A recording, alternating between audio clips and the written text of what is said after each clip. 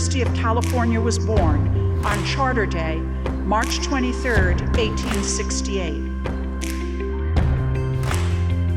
It would be the great light of the Pacific, a place that rivals in quality any institution. Through its part-type mission of teaching, research, and public service, it has given great strength to California, its economy, and its people. Berkeley graduates set off to shape the world from the very start, and the growing university quickly became one of the most extraordinary universities that the world has ever known. But the road was never easy. How can we ensure every student thrives? How do we best sustain our mission and identity as a public institution? What are the critical issues, the grand challenges, issues of social equity and justice facing our state, our nation, and our world? We're used to a triumphal history of the University of California, but our story is more profoundly one of resilience in the face of challenges. Intellectual courage. We strive to foster that courage, that constant questioning of the status quo in our students, empowering and educating them to change the world as we've been changing it since 1868. Our campus is in the midst of as challenging and important a time as any before, one that will require our creativity and determination. I ask you to join me on this journey, which is not for the faint-hearted. Only by working together will we maintain the brilliance of Berkeley. And so I say, cheer for her. It will do your lungs good. Love her. It will do your heart and your life good. Fiat lux, and go Bears!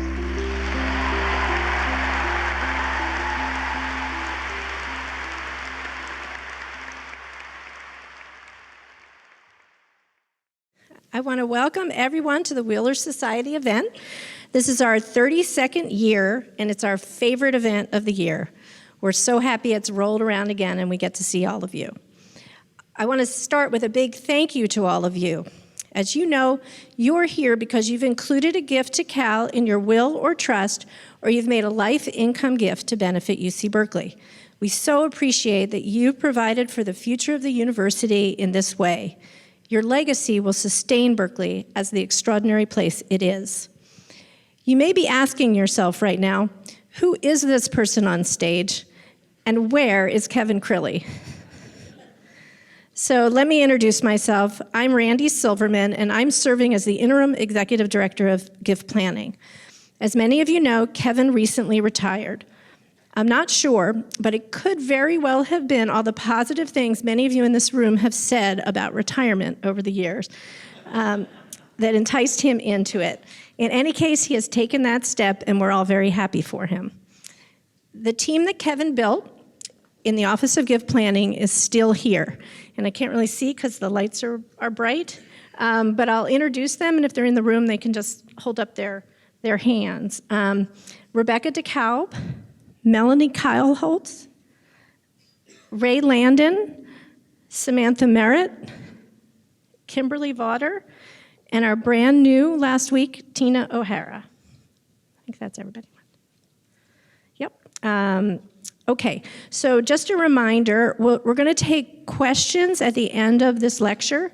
So if you have a card, write your question on the card, and we'll collect them. If you didn't get a card on your way in and you think of something during the lecture, just remember it and then hold up your hand at the end, and one of the gift planning team members will bring you a card.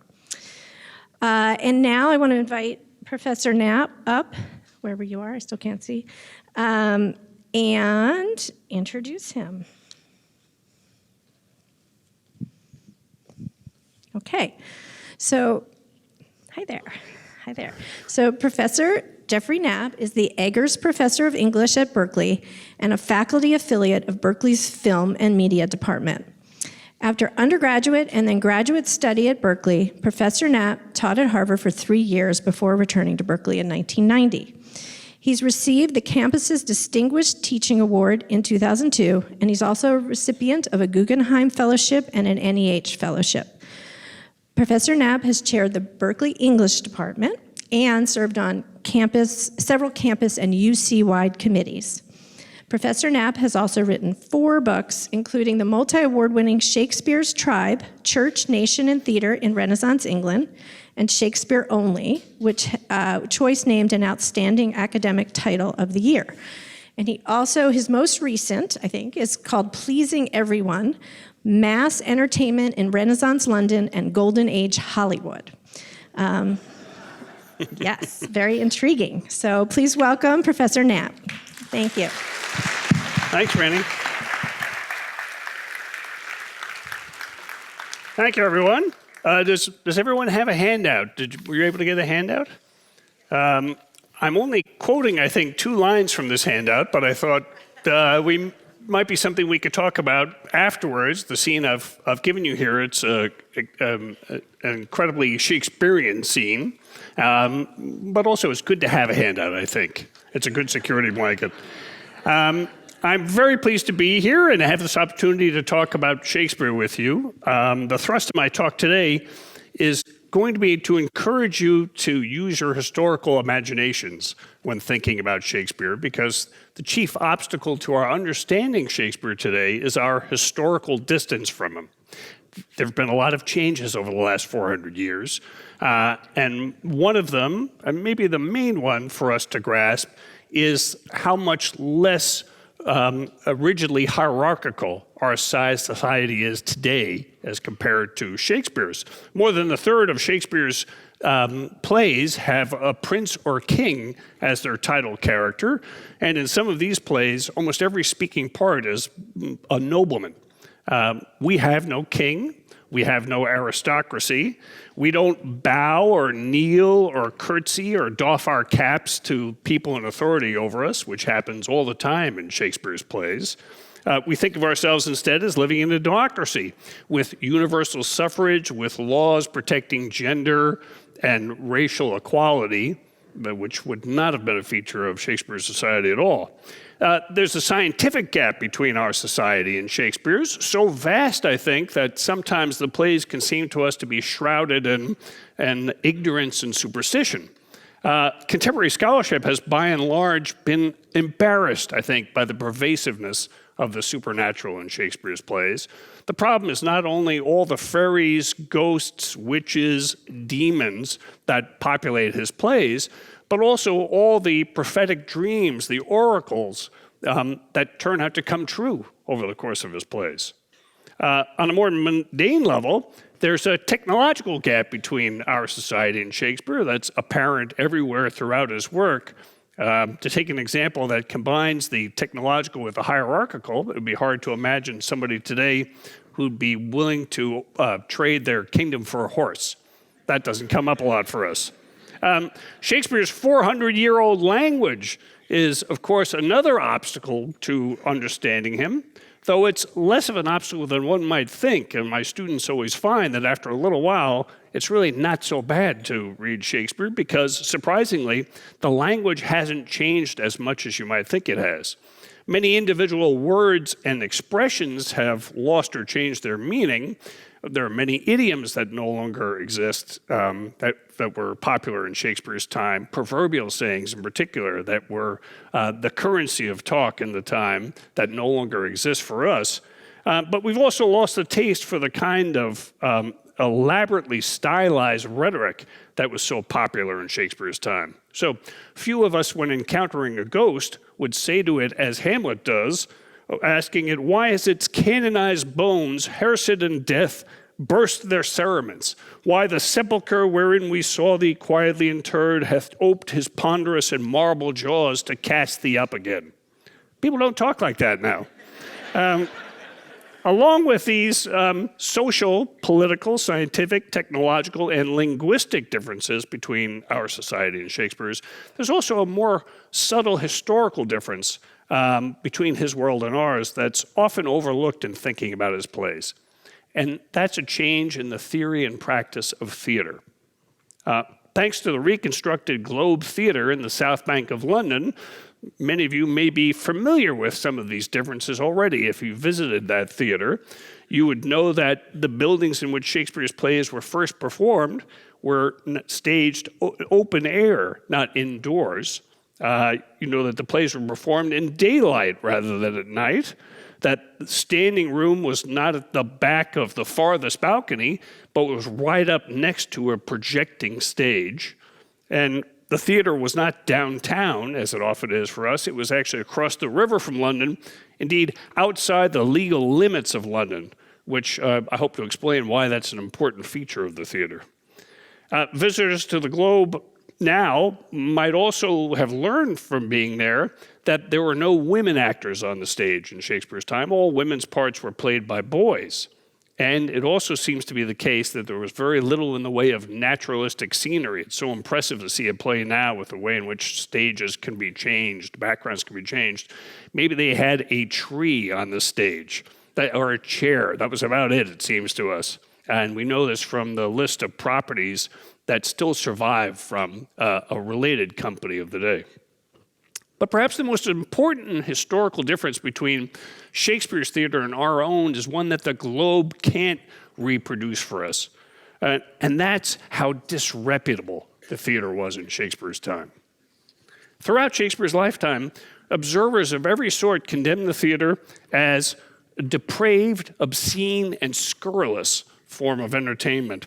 One outraged critic, writing towards the end of Shakespeare's career, called the theater a Sodom of filthiness. I'll be quoting a lot now from different writers. He condemned plays as nothing but tales of carnal love, adultery, ribaldry, lechery, murder, and rapes, interlarded with 1,000 unclean speeches. Another critic, writing around the time that Shakespeare began his career, described the theater sarcastically as the perfect school for those who wanted to learn, again I'm quoting, how to deceive, to play the hypocrite, to swear, tear, and blaspheme both heaven and earth, to devirginate maids, to deflower honest wives, to murder, slay, kill, pick, steal, rob, and rove, to rebel against princes, to commit treasons. Contemporary writers also regularly denounced the actors, or as they were usually called at the time, the players, who were eager to present such squalid material to their audience. Here's another writer. Players are commonly the very filth and offscouring, the very lewdest, basest, worst, and most perniciously vicious of the sons of men. Another writer. Are they not notoriously known to be those men in their life abroad as they are on the stage? Roisters, brawlers, ill dealers, boasters, lovers, loiterers, ruffians. It may be that you share this low opinion of actors, but what might still surprise you is to hear how incessantly the moralizers of Shakespeare's time expressed the same disgust for the theater's audiences. It's mass audiences who were regularly said to be flocking, herding, thronging, swarming to the theater. Pardon me for my iced tea. With theater tickets today, as absurdly expensive as they are, it's hard for us to imagine seeing a swarm of playgoers. But Shakespeare's time, theater prices were very cheap. You could get into the theater for a single penny. Our theaters are also generally quite small by comparison to the amphitheaters in which Shakespeare's plays were first performed. Thanks to safety regulations, even the reconstructed Globe can only hold 1,400 spectators at a time, but a number of contemporaries report to us that the theaters of Shakespeare's time were capable of holding many thousands of spectators. They're huge. Again and again throughout the Renaissance, commentators marveled at the very great multitudes of all sorts of people who do daily frequent and resort to common plays, they said. All sorts means all classes, all genders, all ages of people, men and women, young and old, high and low, a mixed assembly. It was often complained that people said, a mixed or miscellaneous assembly. And so intensely stratified a society as Shakespeare's, however, the thought of a multitude of people inevitably conjured up the image of the lower classes, the masses, as the people you saw at the theater. So it was that the theater haters spoke of the great multitudes of the basest sort of people, they said, who attended plays. Again, quoting, "the very scum, rascality, and baggage of the people." Another author, "For a play is like a sink in a town, whereunto all the filth doth run." A sink is a sink. A sink is also a sewer, a cesspool. A very common metaphor for the theater in the time. These critics also cautioned their readers that any respectable persons who went to the theater would inevitably be corrupted by the throngs of degenerates surrounding them there. And what's more, they'd be exposing themselves to literal infection, especially from the lower classes, who were said to be attending plays even when they had running sores on them. And indeed, throughout Shakespeare's career, the theaters were regularly closed because of the plague, sometimes for years at a time. So that many acting companies went under, weren't able to survive because of these plague closings. It wasn't even clear to the theater's critics that the masses swarming to the theaters were actually there to see the plays. Instead, as government officials in particular worried, the real aim of such throngs was to meet, it was said, under the color of resort to plays in order to conspire against the state. From our modern perspective, we might be tempted to dismiss the steady stream of vitriol that was directed towards the theater in Shakespeare's time as baseless hysteria, what the great Berkeley Renaissance scholar, once Jonas Parrish, called the anti-theatrical prejudice that crops up in every culture where the theater becomes a major part of that culture. But the surviving evidence indicates that most Renaissance actors did indeed live on the margins of Renaissance English society, and the dramatists were often worse off than the actors. An astonishing number of Shakespeare's fellow playwrights were imprisoned at some point or other for debt, felony, or sedition, sometimes for all three. Chapman, I'm going to name of Chapman, Chettle, Day, Decker, Field, Kidd, Massinger, Middleton, Nash, and that's just to name a few. The two dramatists whom we now regard as Shakespeare's chief contemporary rivals during his lifetime, Christopher Marlowe and Ben Jonson, were both arrested for murder. Marlowe, though acquitted of the charge, was killed in a tavern brawl 3 years later. He was stabbed in the eye, it was said, with his own dagger, cursing and blaspheming with his last breath. Even Marlowe's admirers spoke of him as having, quote, "wit lent from heaven, but vices sent from hell." Jonson confessed to the murder for which he was arrested. He had killed an actor, Gabriel Spencer, he said in a duel. He was saved from hanging only on a technicality. It was a great technicality that was abolished in the 1820s in England, so it existed for a long time. If you were a clergyman, you couldn't be tried by a secular court. So this technicality was called benefit of clergy, you may have heard of. You would recite your neck verse, that is, you would prove you were clerical-like because you were able to read Latin. So you read from Psalm 51, Miserere mei Deus, have pity on me, God. And if you were able to do that, you were let off from a crime once. He was acquitted, therefore, but he was forced to surrender all of his possessions to the court, and he was branded on his thumb with an M for manslayer so that he couldn't use that technicality again. So what about Shakespeare? It's striking that we have no record of any difficulty that Shakespeare had with the law, other than a story told a century after his death about a deer poaching incident when he was young back in his hometown of Stratford-on-Avon, which supposedly caused him to flee to London, which is how he got into the theater in the first place. He had fallen into bad company, it was said, back in Stratford-on-Avon. But for most of the contemporaries in Shakespeare's time, to be in the theater was to fall into an even worse bad company. Even more striking is the fact that Shakespeare, alone among his contemporary playwrights, made a fortune from his career on the stage. He was an immensely popular entertainer, and at the same time, he was highly regarded by the social elite. There were far more command performances of his plays at the royal court than for any other playwright of the time. So how did Shakespeare manage to rise so far above the seemingly abject circumstances of Renaissance theater life?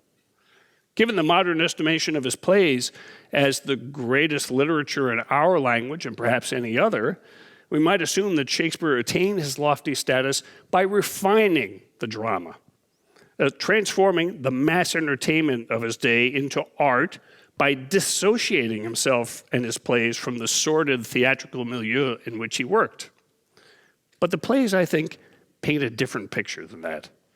They suggest that Shakespeare succeeded so brilliantly not by renouncing his connection to the masses, but rather by making better sense of that connection than any other dramatists of the time were able to do. Even now, we tend to think of crowd-pleasing mass entertainment as playing down to the lowest common denominator in the audience. But Shakespeare, again on the evidence of his plays, conceived of his work the opposite way. He viewed the multiplicity of tastes and judgment in his audience as an incentive to complicate his plays.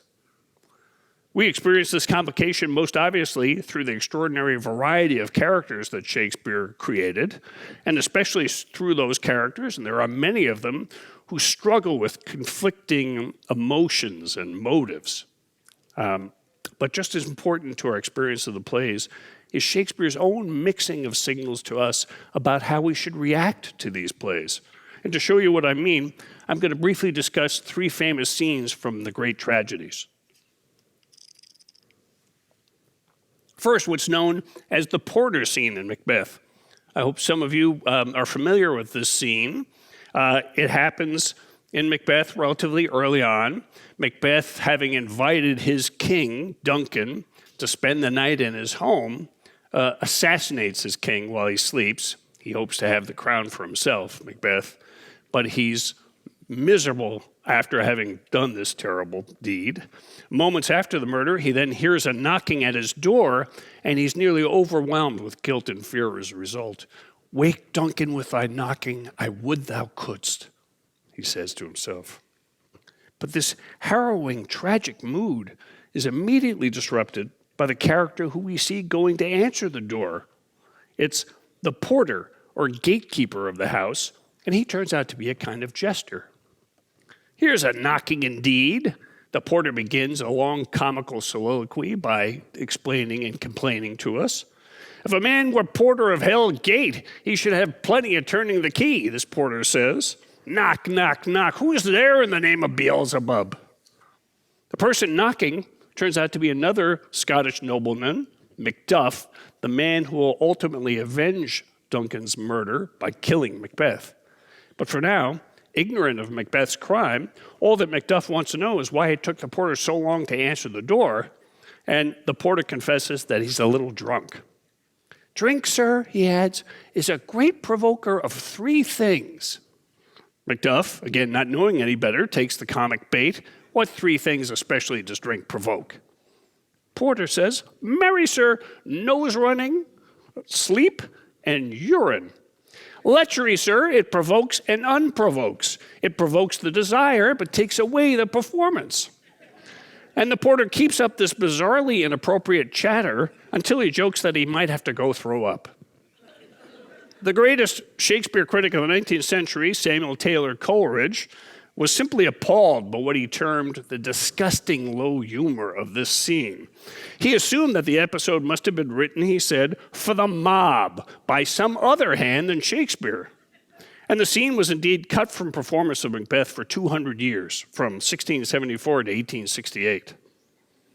But what should we make then of the very similar scene at the end of Antony and Cleopatra, when Cleopatra decides after the death of her beloved Antony that she must die too, and so commands that a poisonous snake be brought to her. The man who delivers this snake turns out to be another low-life buffoon, like the porter, overstaying his welcome with a similar series of out-of-key, obscene jokes to Cleopatra. His famous last line, "I wish you joy of the worm," he says to her when he gives her the snake. And it's immediately after this quip that Cleopatra delivers one of the most moving and glorious speeches of the play. "Give me my robe, put on my crown. I have immortal longings on me."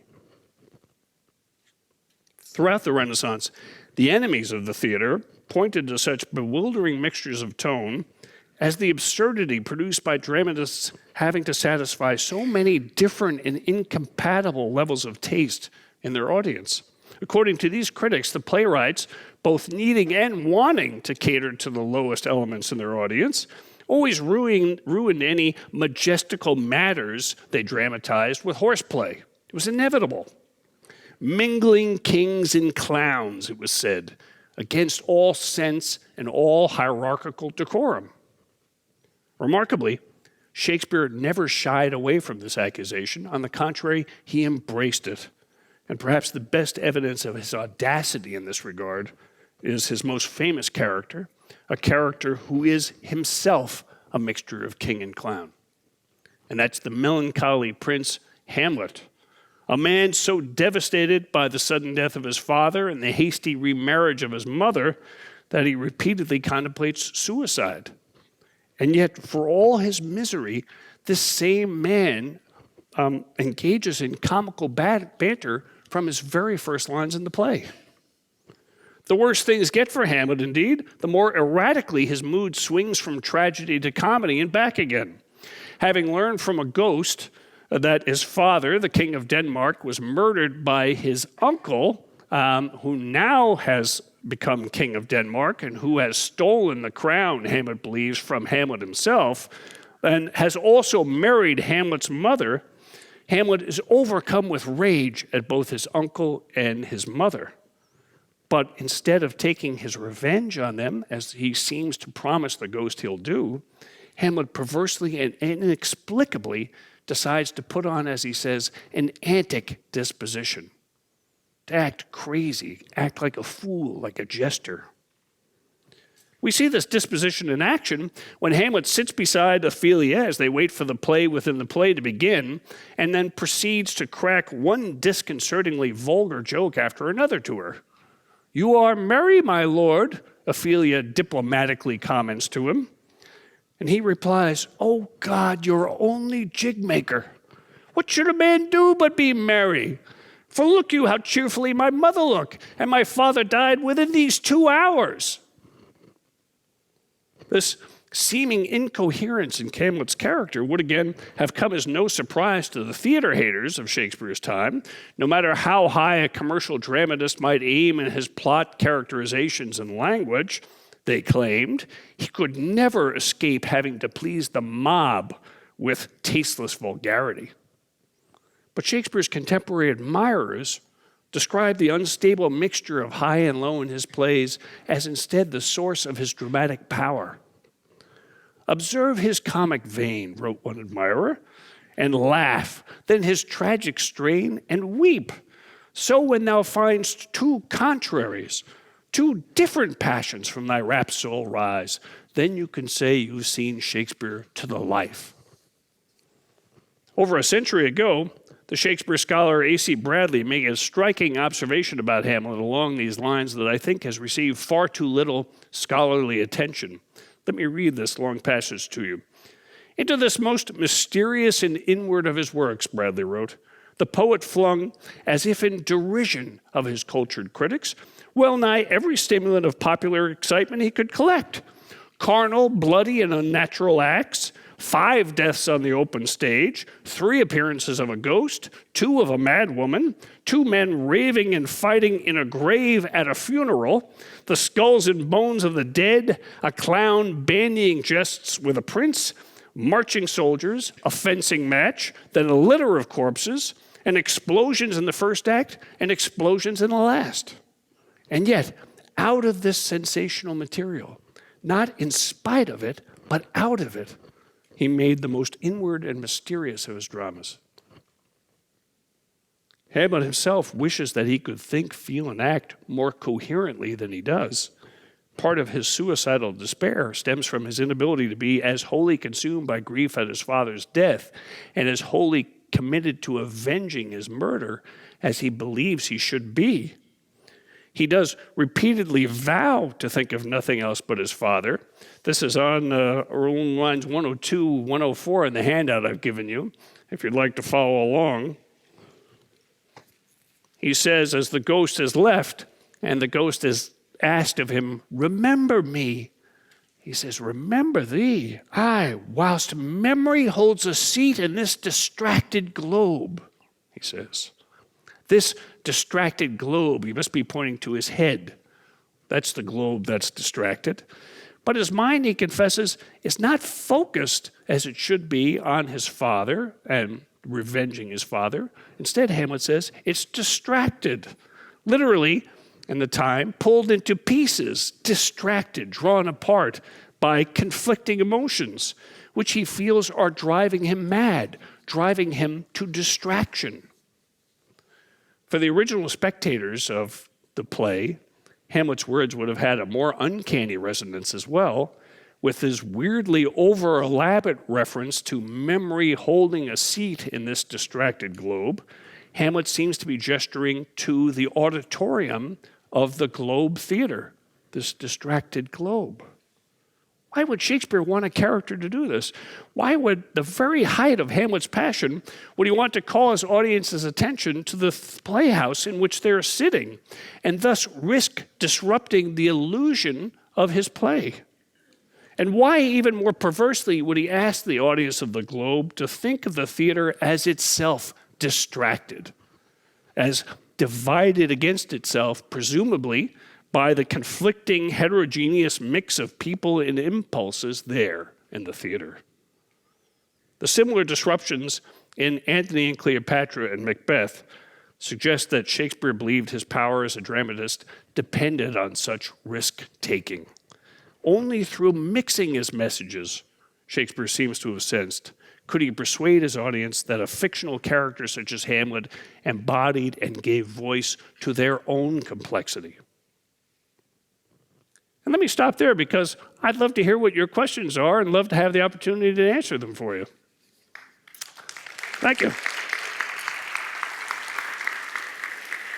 do we have any questions to start? Appreciate it. Do we have any questions to start? Okay.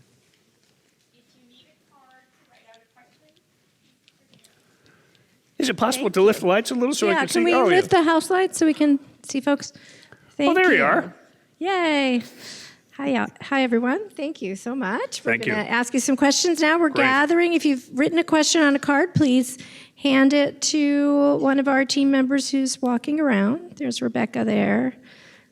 And we will start the question and answer in a moment.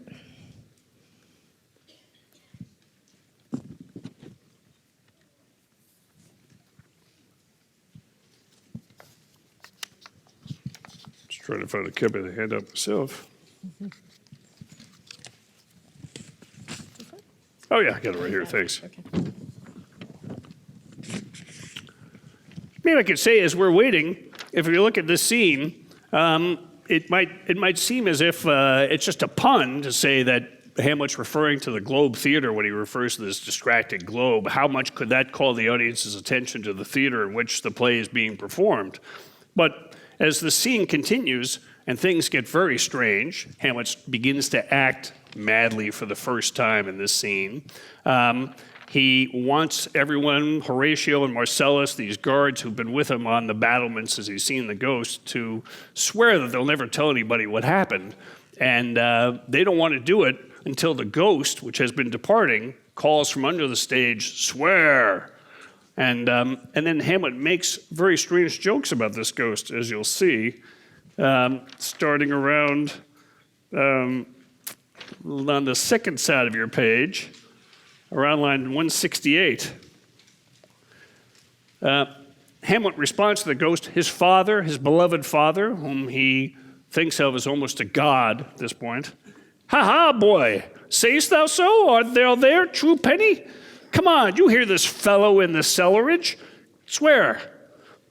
This fellow in the cellarage is the name for the part of the stage underneath the stage. The ghost has presumably descended through a trap door and is now walking around underneath the stage, and Hamlet has begun to refer to him contemptuously as this boy, this fellow, true penny, walking under the stage.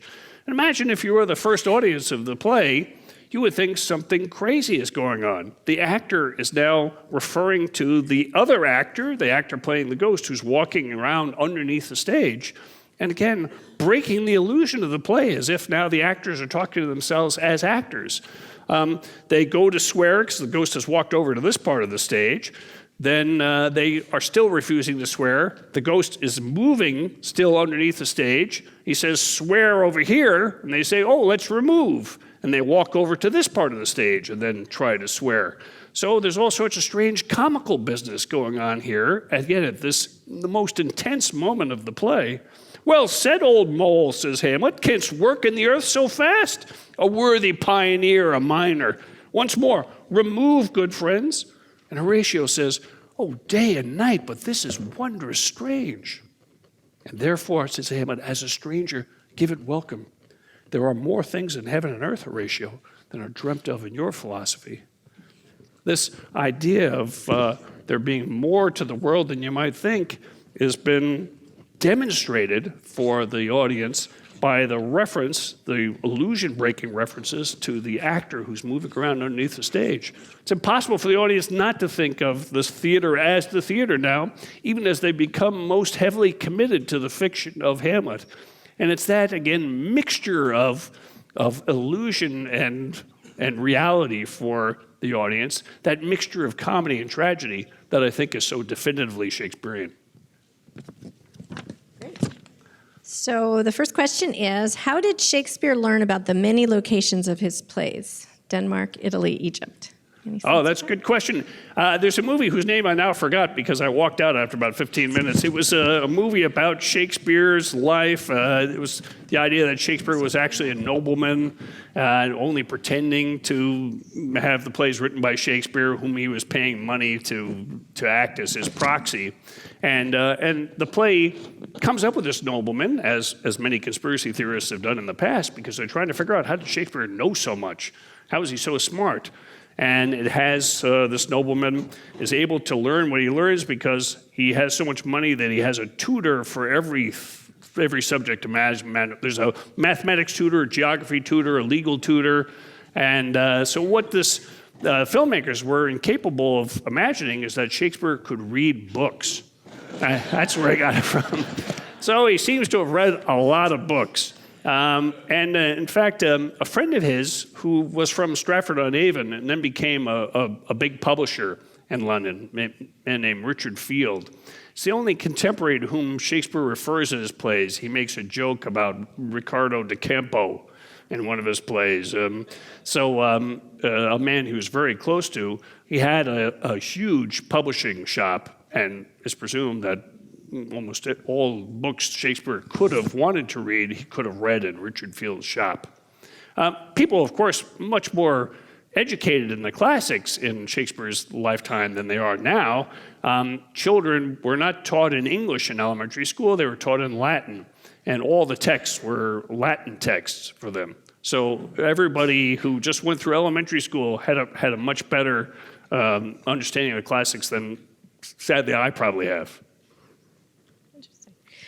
To what TV programs or popular movie would you most compare Shakespeare's works?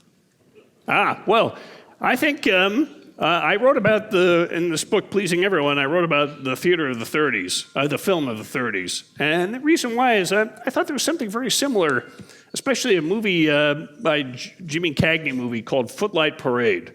It's an amazing movie. It's a backstage melodrama. It's about these dancing troupe are putting on a show and all the difficulties they have in putting on this show. So it has that kind of meta-theatrical reference that I've just referred to in Hamlet.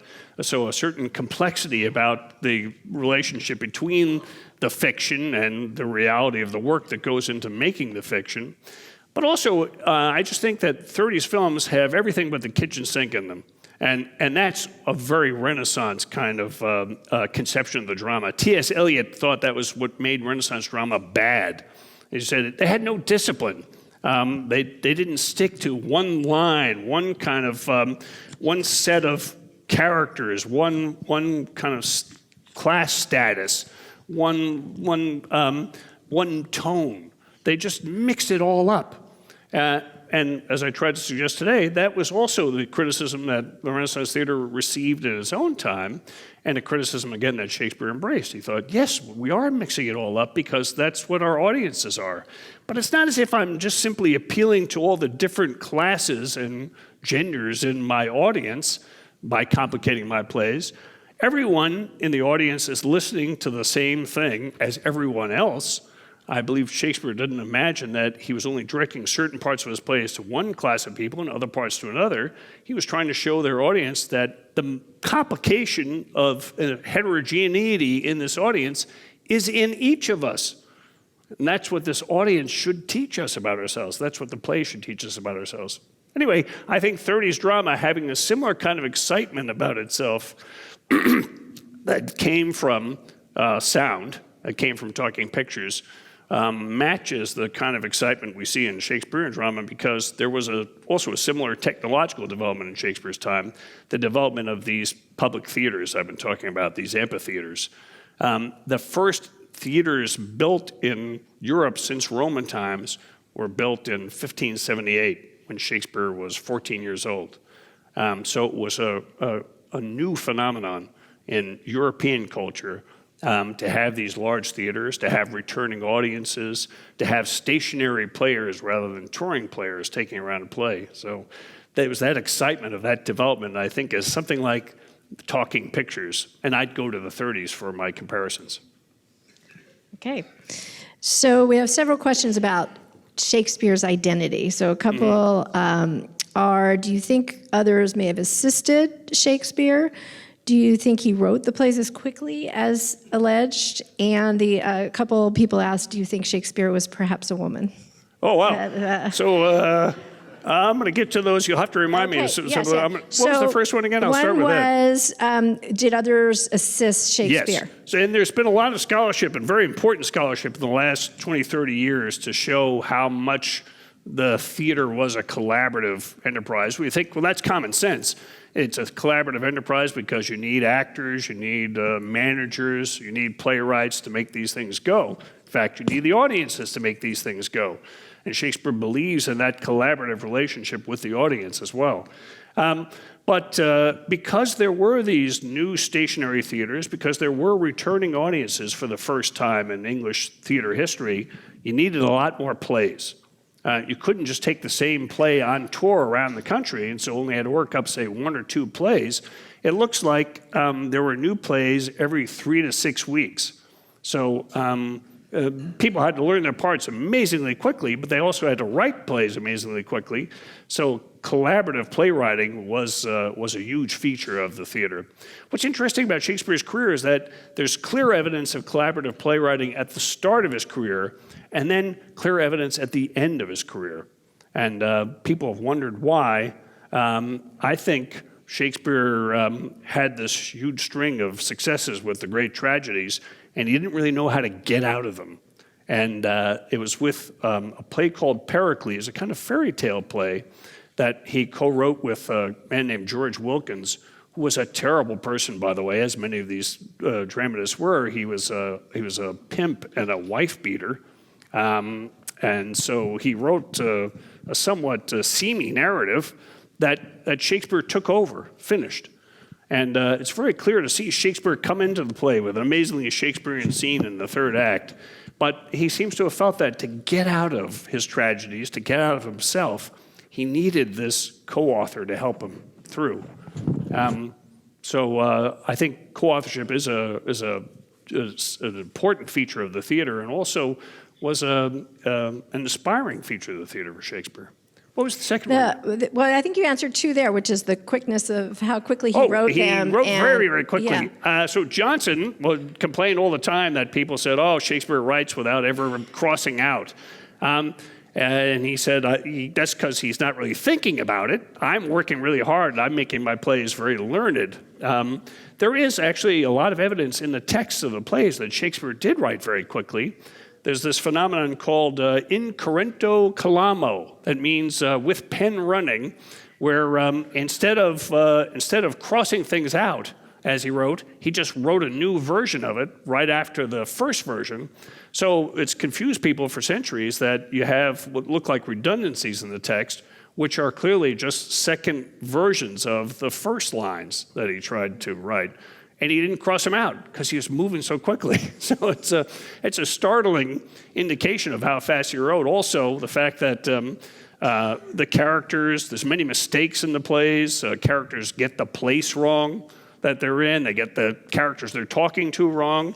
And characters have different names. There's, you may know of Doll Tearsheet in Henry IV, Part 2. She's Doll, she's Tearsheet, she's Hostess, she's Whore. Those are her titles in the text. And so he does seem to be making it up very quickly as he goes along.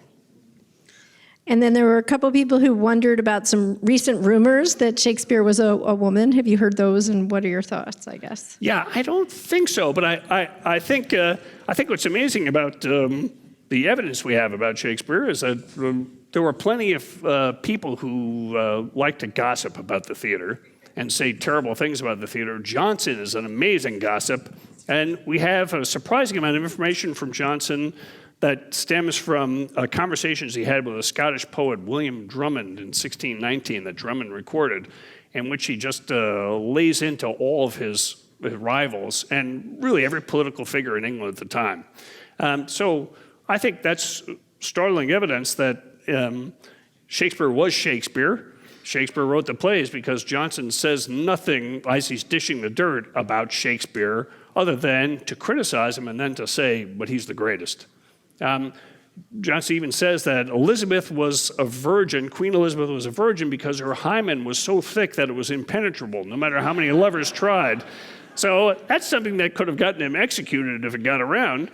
He was willing to say that, but he didn't say anything about Shakespeare. That, to me, is pretty good evidence that Shakespeare wrote Shakespeare's plays.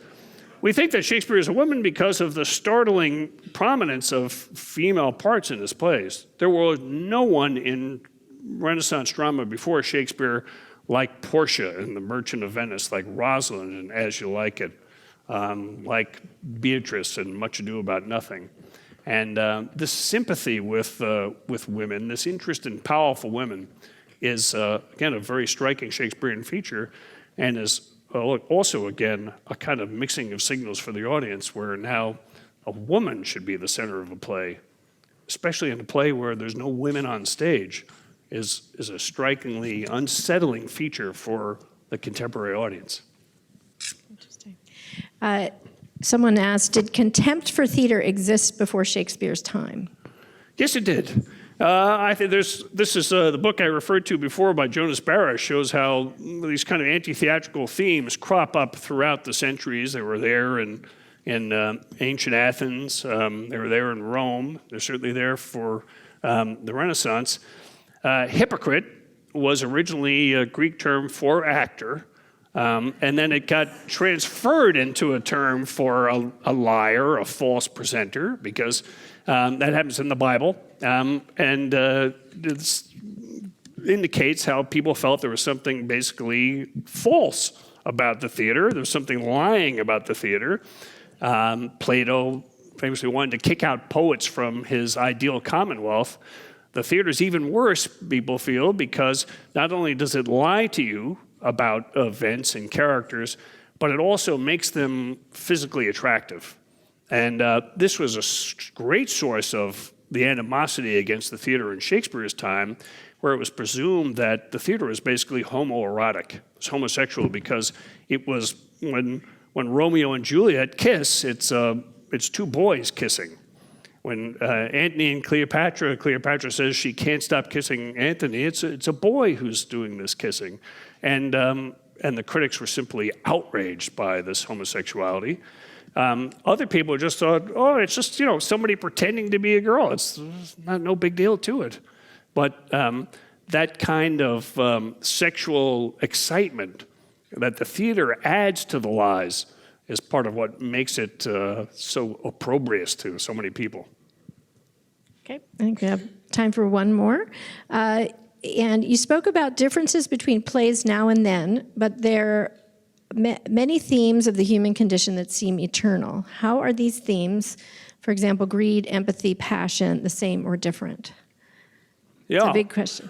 That's It's a big That's a question. good question. It allows for a good clarification. It's when I urge you to use your historical imaginations, it's not as if you couldn't understand and be moved by a great deal of Shakespeare without thinking of it in these historical terms. I think you understand it more and are moved more when you place it in this historical context. Certainly something that's different for us, again, is the idea of obedience that's so prominent in the culture. You must be obedient to the people in authority over you, whether they be the king or the nobility or your father, or if you're a woman, your husband. Obedience is a great source of tragic power in Shakespeare's plays. And I think obedience is not quite the concept for us. It doesn't have the charge for us that it had in Shakespeare's time. So I think I would point to these hierarchical rigidity of the culture in Shakespeare as really making the greatest historical difference between his characters and ours. But on the other hand, I think as our own attitudes towards women and towards homosexuality in particular, two themes I've just mentioned, have changed and become more liberal over the last 20, 30 years, so the readings of Shakespeare have changed, and I think are able to see much more of the complexity of Shakespeare's own investment in these topics, and particularly in the power of women, than probably critics were able to see beforehand. So changes in the culture actually improve our understanding of Shakespeare in some respects as well. Yes? Did Shakespeare actually believe in ghosts, social hierarchies, God, and so forth? For example, many passages like the world's a stage and so forth would seem to imply that his belief in the certainty of his time was quite nuanced. And of course, it was a time in which it was possible, perhaps for the first time, to have doubts. What do you think? What did he really believe? And was he speaking about not entirely believing? Yes, it's very hard to say, of course, what Shakespeare believed. It's because he doesn't talk about himself much. Again, the great comparison is Johnson, who never doesn't talk about himself. It's amazing what we learn from Drummond of Hawthorne, and he tells him that he spent nights dreaming of Romans and Carthaginians fighting around his big toe. So what a strange fantasy. I mean, it certainly points to the idea of this sort of self-centeredness of Johnson, and that the world's revolving around him or revolving around the most trivial part of him. But he calls it his great toe. It's still a great toe if it's Johnson's. So Shakespeare has always impressed people with his seeming reticence about his beliefs, how difficult it is to determine from the plays what he actually believed. But I think it's the case that you can see simply by thinking about it again in these historical terms, how much the plays are concerned with kind of topsy-turvy social relations. So again, for the theater's critics, of course that's what they're concerned with. It's all about upending the social order. But Shakespeare takes that natural tendency of the theater, as its critics see it, as an opportunity to think very hard and skeptically about the norms of his society. Religion is probably the hardest of the topics. My book, Shakespeare's Tribe, is about this question. I think ultimately Shakespeare is agnostic. That's to say, he absolutely believes in the supernatural. I think the evidence of the plays is too great to ignore that. But he ends his career, perhaps the last speech he ever wrote, which was in Two Noble Kinsmen. Theseus says that we just have to leave the gods alone. They are beyond our question, he says. So we'll leave off dispute with you. Whatever is. And I think that's Shakespeare's view. He believes in some supernatural powers, but he just thinks we can't know anything about them. So I want to thank Professor Knapp, and sorry we didn't get to everyone's questions, but please. Thank you all. Thanks for join me great in questions. thanking him.